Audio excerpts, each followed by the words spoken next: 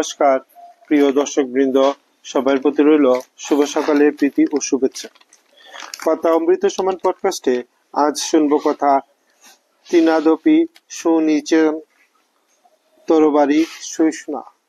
আপনাকে তৃণ অপেক্ষাও লোকগান করিতে হইবে, তাহা হইলেই উক্ত বাক্যটির সঙ্গে বিরোধ হইয়া যাইতেছে। যে আপনাকে তৃণ অপেক্ষা লোক বলিয়া জানে, সে আবার অপরকে দয়া করিবে কি প্রকারে? মুষ্টি ভিক্ষুক রাজা রাজেশ্বরকে কিরূপে দয়া করিবে? বড়ই হাস্যজনক কথা। তবে কি জীবে দয়া কথাটি নিরর্থক? না, উহা সদার্থক আছে। যে এখানে জীবে দয়া করো অর্থাৎ জীবের সেবা করো। দয়া অর্থে সেবা ভিন্ন আর কিছু নয়। তৃণ অপেক্ষা লঘু হইলা ও জীব সেবা করিতে বাধা নাই, জীবের সেবা করিতে কোনো বাধা নাই। মহারাজের বেতনভুক্ত ভৃত্য মহারাজের সেবা করিয়া থাকে। দয়া কথাটি অহংকারে পূর্ণ, আর সেবা কথাটি পরম সাত্ত্বিক ভাবে পড়া। সেবা শব্দটি পরম পবিত্রতা মাখা। মনে হইলেই হৃদয় সাত্ত্বিক ভাব পূর্ণ হয়। সুতরাং জীবের সেবায় অহংকার অভিমান চূর্ণ হইয়া চিত্তশুদ্ধি হয়। বিশেষত ব্যষ্টি জীব জগতের সমষ্টি ভগবানের বিরাট শরীর। শাস্ত্রে আছে বিস্তার সর্বভূতেস্য বিষ্ণু বিশ্বমিদং জগৎ। বিশ্ব জগৎও সর্বভূত বিষ্ণুর বিস্তার মাত্র।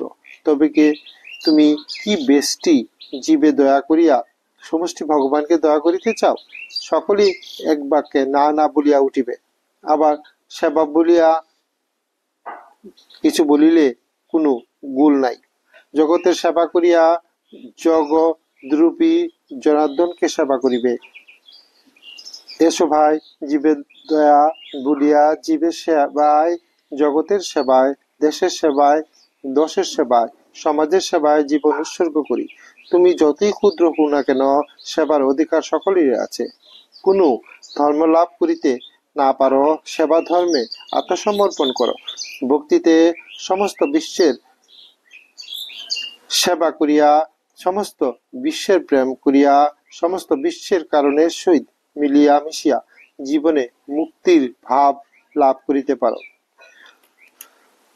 সবাইকে প্রণাম জানিয়ে কথা শেষ করছি। তত্ত্বমালা আসাম বঙ্গীয় সারস্বত মঠ থেকে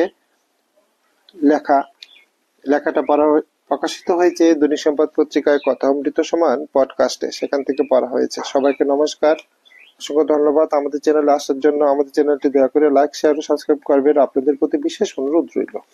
সবাই খুব ভালো থাকবেন।